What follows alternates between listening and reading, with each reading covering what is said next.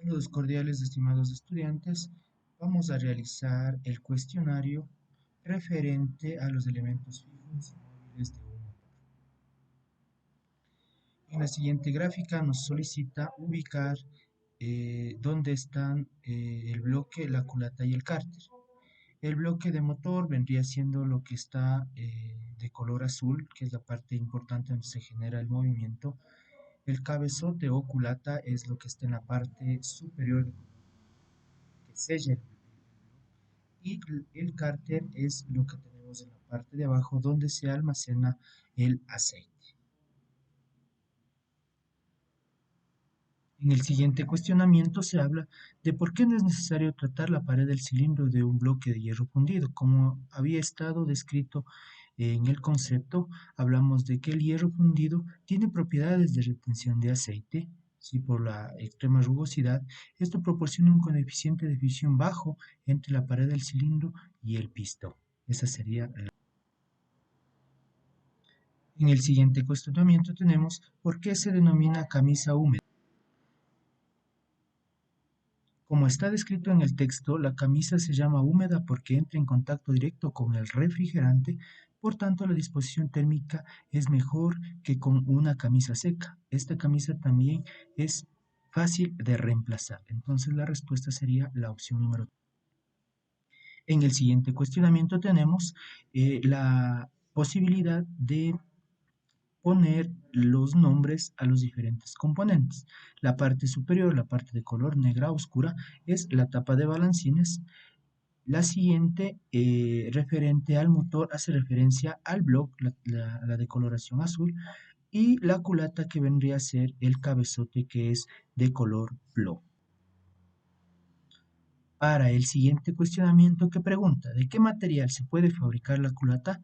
Nos basaremos en el mismo contenido de la parte superior, donde dice que generalmente la culata está hecha de aleación de aluminio. Esa sería la primera alternativa.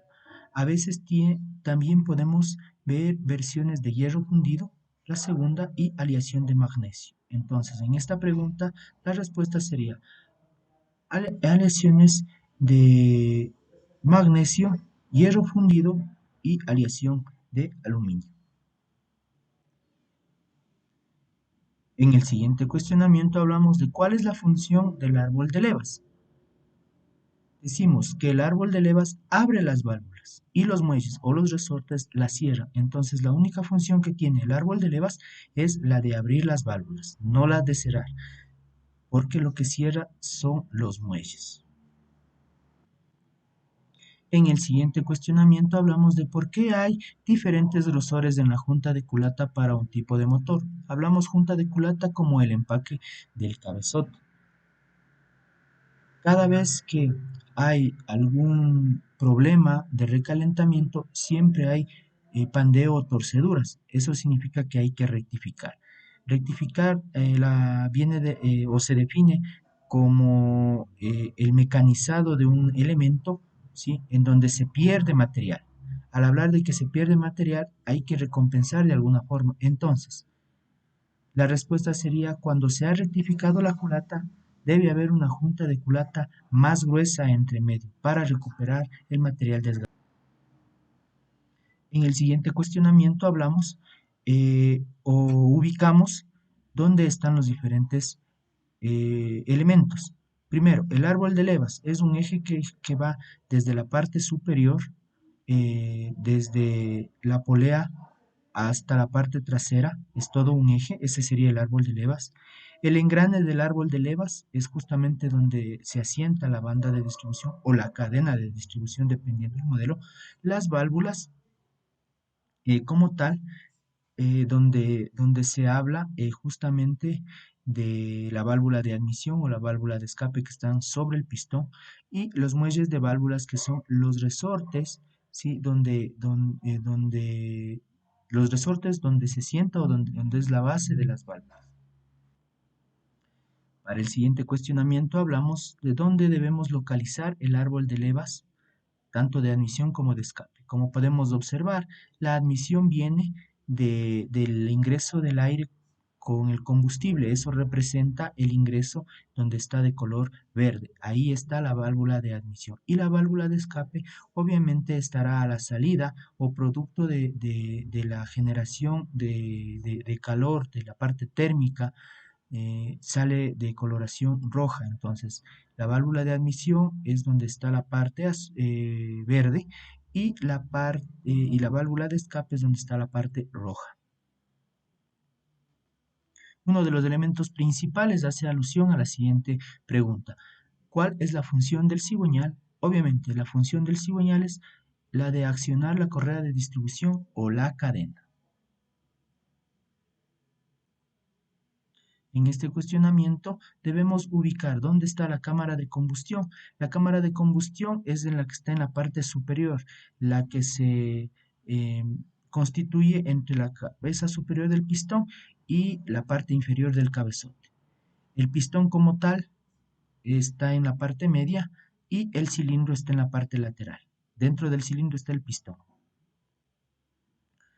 ¿Cómo se denomina este mecanismo? Es un mecanismo que se constituye por la biela y la manivela.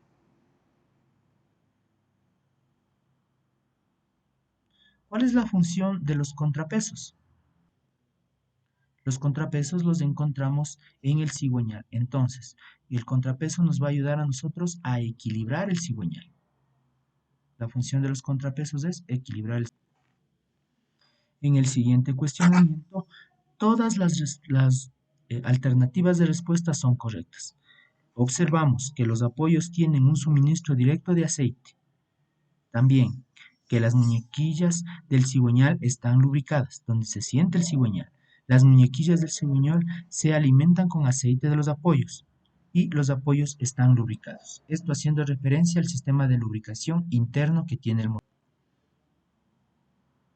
La siguiente pregunta: ¿qué carrera suministra energía al aceite? La que suministra energía al cigüeñal o para que se mueva mi motor es la de expansión, la carrera de expansión. Recordemos que en compresión se admiten los gases, ¿sí?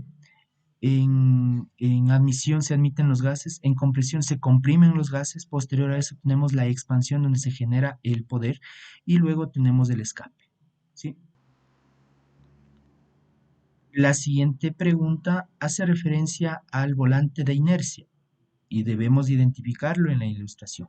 El volante de inercia es ese disco redondo que se muestra que está empernado, está junto al cigüeñal. En el siguiente cuestionamiento vamos a observar que el volante de inercia se ha hecho más pequeño. Entonces, lo que observamos es que está en la siguiente pregunta: ¿por qué el volante de inercia y el cigüeñal deben acoplarse con precisión? Se habla justamente de que las vibraciones son grandes si es que estos dos elementos no están juntos. Entonces, una pequeña desviación puede causar grandes vibraciones, sería la. Para la siguiente pregunta analizamos que la única forma de equilibrar el volante de inercia es con las perforaciones. Entonces, ¿cuál es la función de dichas perforaciones? Es justamente para equilibrar el volante de inercia. Para el siguiente cuestionamiento tenemos dos alternativas. Aquí hay que prestar atención al volver a montar el volante de inercia en el cigüeñal después de una reparación. Primero, que el primer pistón esté situado en la carrera de expansión. Muchas veces tenemos sensores de efecto Hall o sensores que nos detectan la posición del primer pistón. Y también que se instale en su posición original.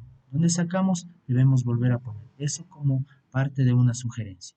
Estimados estudiantes, muchísimas gracias por la atención y este ha sido el video que resuelve la tarea de elementos fijos y móviles de un motor. Muchísimas gracias por la atención.